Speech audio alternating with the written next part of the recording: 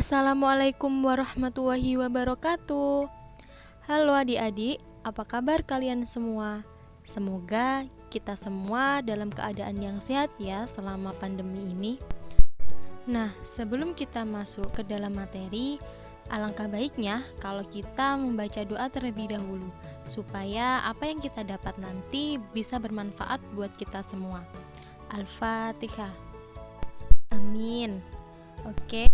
Dimohon untuk adik-adik agar memperhatikan dengan baik penjelasan materi kali ini.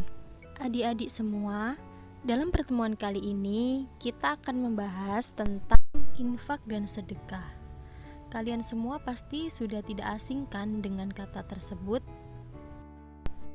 Sebelum masuk ke dalam materi, saya akan menjelaskan terlebih dahulu tentang tujuan pembelajaran kita pada kali ini, di mana tujuan pembelajaran kita adalah yang pertama, peserta didik dapat memahami pengertian infak dengan baik dan benar, mampu menerjemahkan Quran Surat Al-Fajr ayat 15-18, Al-Baqarah ayat 254 dan 261 tentang infak di jalan Allah.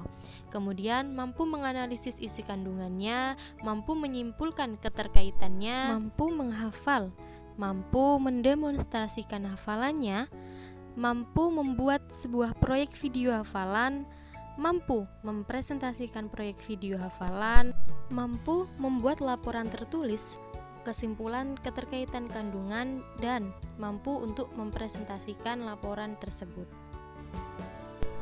Nah, langsung saja kita masuk ke dalam pengertian infak. Infak secara bahasa yakni berasal dari kata anfaqo yunfiku yang artinya membelanjakan atau membiayai yang berhubungan dengan perintah-perintah Allah. Sedangkan secara istilah, infak adalah mengeluarkan atau memberikan sebagian dari harta atau pendapatan untuk suatu kepentingan yang diperintahkan dalam ajaran agama Islam. Lalu kemudian apa bedanya infak dengan sedekah? Nah, kalau makna sedekah itu lebih luas lagi, yakni meliputi harta dan juga jasa. Bahkan senyum pun sebagai sedekah. Membuang ranting atau duri dari jalan juga bisa disebut dengan sedekah.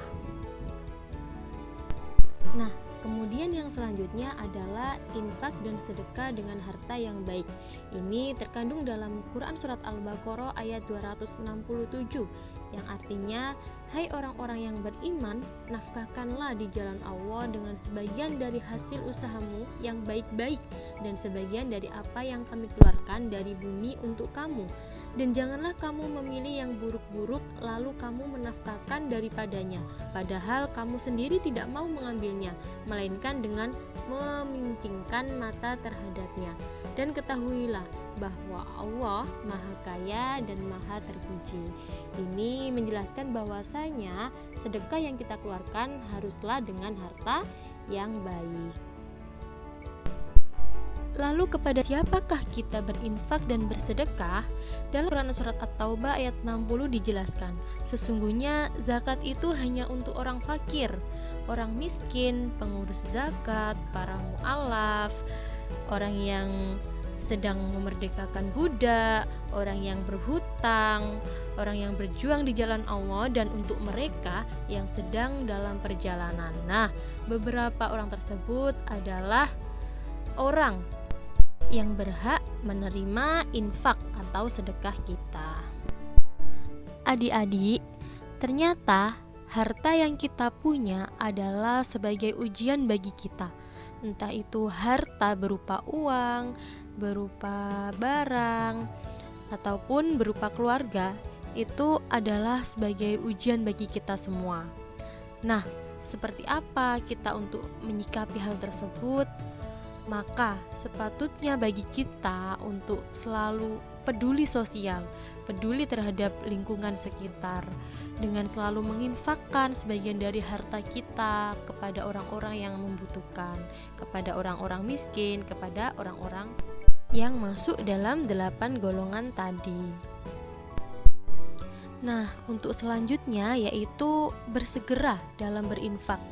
yang terdapat dalam Quran Surat Al-Baqarah ayat 254 dijelaskan bahwa hai orang-orang beriman, belanjakanlah di jalan Allah sebagian dari rezeki yang telah kami berikan kepadamu sebelum datang hari yang pada hari itu tidak ada lagi jual beli dan tidak ada lagi syafaat, dan orang-orang kafir itulah orang-orang yang zolim. Maka dari sini dijelaskan bahwa kita dalam berinfak tidak perlu menunggu kaya, tidak perlu menunggu banyak uang baru kita berinfak.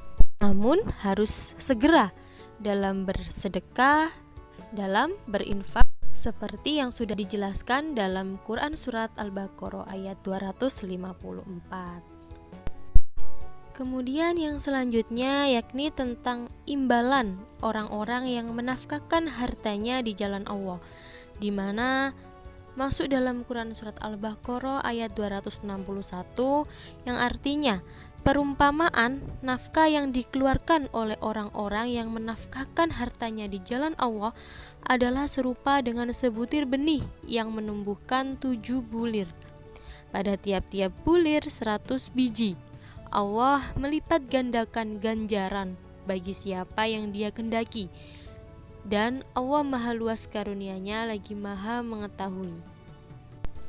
Maka dari sini sudah sangat jelas sekali bahwasanya Allah akan melipat gandakan pahala kita saat kita mau menafkahkan harta kita di jalan Allah Subhanahu wa Ta'ala. Nah, adik-adik, itu tadi penjelasan materi pada pertemuan kali ini. Semoga kita bisa mengambil hikmah dari apa yang sudah kita pelajari, dan semoga kita termasuk dalam golongan orang-orang yang rajin untuk menafkahkan harta kita di jalan Allah Subhanahu wa Ta'ala. Sekian yang dapat saya sampaikan. Apabila ada salahnya, saya mohon maaf. Wassalamualaikum warahmatullahi wabarakatuh.